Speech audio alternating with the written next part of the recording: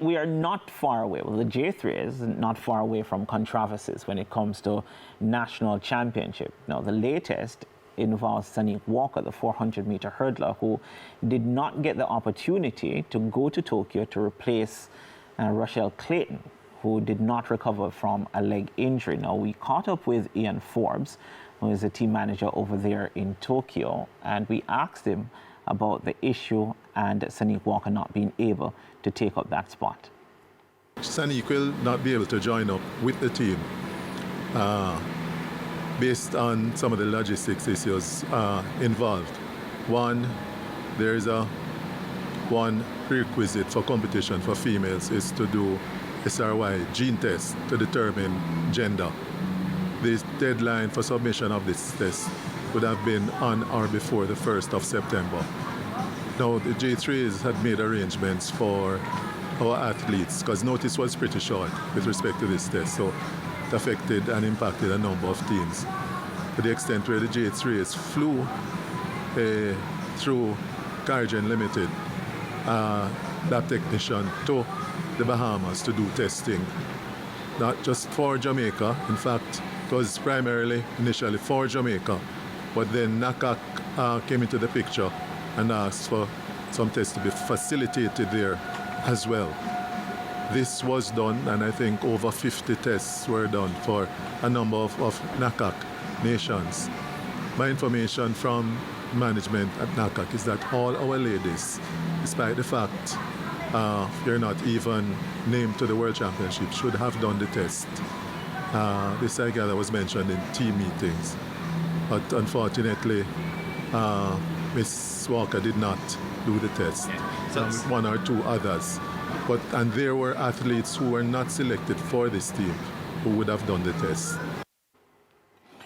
All right, and of course the NACAC Championships in North America, Central America, and Caribbean Track and Field Athletics Confederation. So the NACAC Championships happened last month in August. Sanique Walker medaled at the NACAC Championship. Now, based on the explanation from Mr. Forbes, who is the team manager, is that she was not tested, wasn't one of the Jamaican athletes who was tested in the Bahamas at the NACAC Championship. Now, it's a mandatory test. It's a once-in-a-lifetime test. It was introduced by World Athletics. The communication came out, I believe, in early August. The 30th of July. The 30th of July. So right. it's basically August, right. Which meant that the federations had about a month to get all the female athletes who would have been competing at the World Athletics Championships or different championships tested for the SRY gene. Now, here's the thing. The Jamaica Observer carried an article, spoke to Sanique Walker. Now, she said that there was a list of Jamaican athletes at the NACAC Championship, and her name wasn't on that list. So, hence the reason she did not get tested. Now, I'm not sure where the breakdown in communication is. Dr. Warren Blake, who is a team doctor, medical doctor that traveled with the team to the NACAC Championship, said that all the athletes, and Mr. Forbes said it there, all the athletes were notified that they should get the test. Right. Your thoughts on it? Yeah, I think the sequence of events need to be looked at. So the notification went out on the 30th of July, and the notification actually went out to all athletes. So if you read the press release, it's actually addressed to the athletes. And it says that all athletes wishing to compete in the female category at the World Championships are required to undergo a once-in-a-lifetime test for SRY gene. So it's really the athletes. The federation is facilitating it.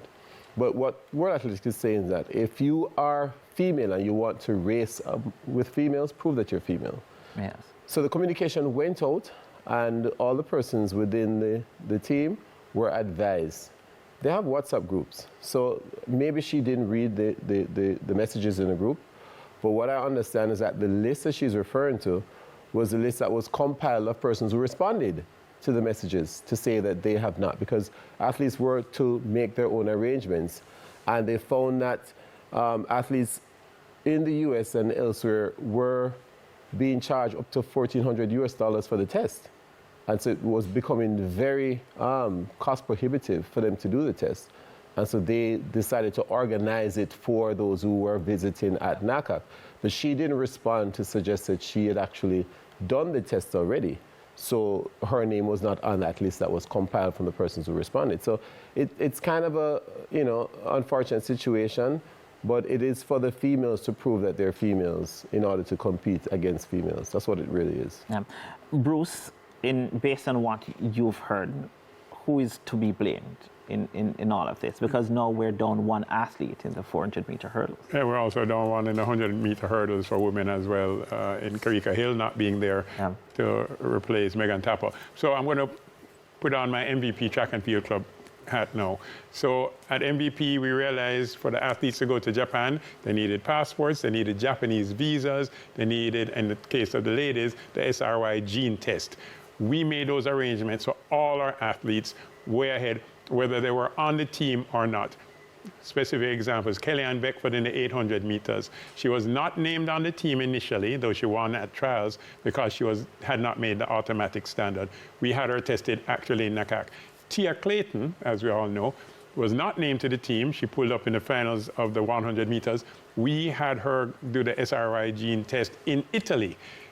Wherever the athletes were, in fact, we had athletes tested in Jamaica, tested in the Bahamas, and tested in Italy, because we knew it is better to have them tested and prepared than waiting on, let's say, the federation or anybody else to facilitate it.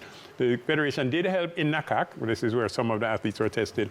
But as a club, we felt a responsibility to make sure that all our athletes, named to the team or not, were in a position to go. And so we actually have athletes who are named as alternates, visas in place, though they would not go. The big challenge, though, logistically, is that this meet is not taking place in the States. It's taking place in Japan. So even if, let's say, Karika Hill had done her SRY gene test and Megan has now pulled out, it's just too late physically to get her there. It takes 2 days to get there. And a point that I think David would have made had he gotten the opportunity is that alternates are non-traveling members of the team, meaning you don't travel as an alternate, and therefore that's where the big issue is. So to answer your question specifically, though, Renardo, we at MVP take the responsibility first. We do not depend on anybody else because we don't like having a discussion like this and trying to blame somebody else. Yeah, two things, Bruce, and based on what you said. Should athletes take more responsibility, or athletes and their management team, should they have taken more responsibility? One, and why have we taken the stance for alternates not to travel with the team? The alternates not traveling is a cost factor. I think alternates, if you really want them to be an alternate, should travel because we just never know when somebody's going to get hurt.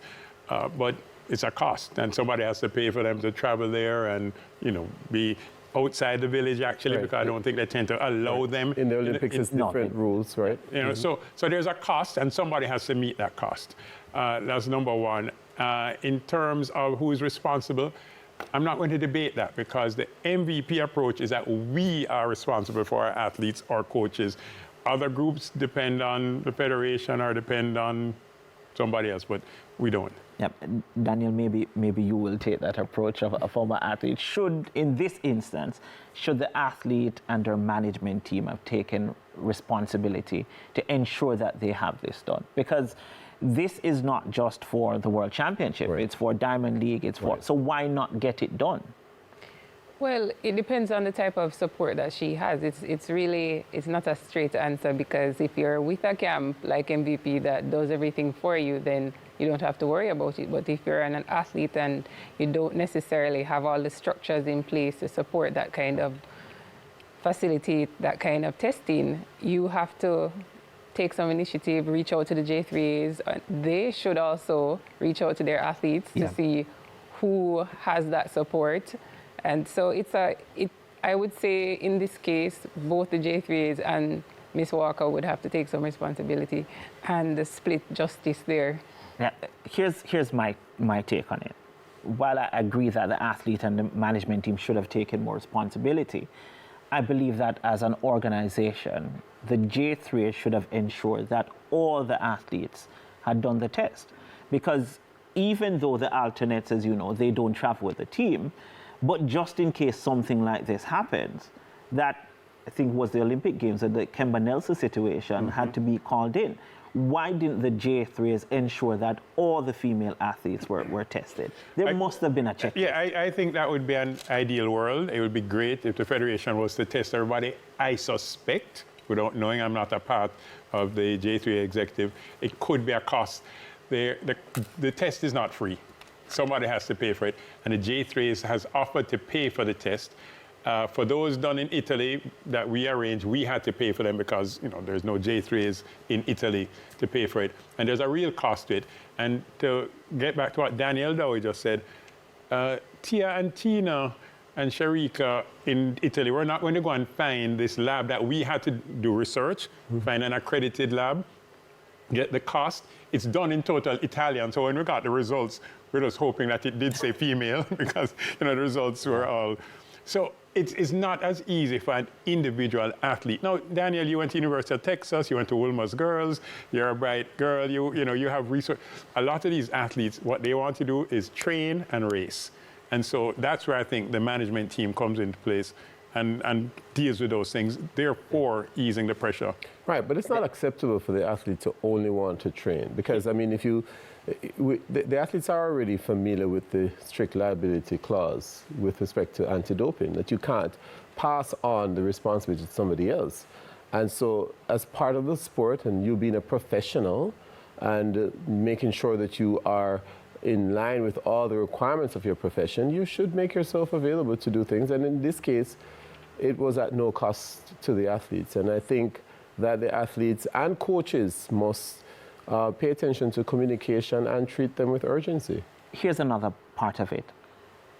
The time frame. Yeah. You're talking 1 month. Ridiculous. They should have postponed it for the next World Championships and not this one.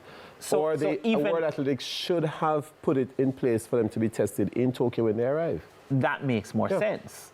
Or if it is, given the short time frame, even for alternate athletes in this instance, World Athletics could have said that, well, you're an alternate athlete, we will make a provision that you come into Tokyo, you get tested, we get back the results.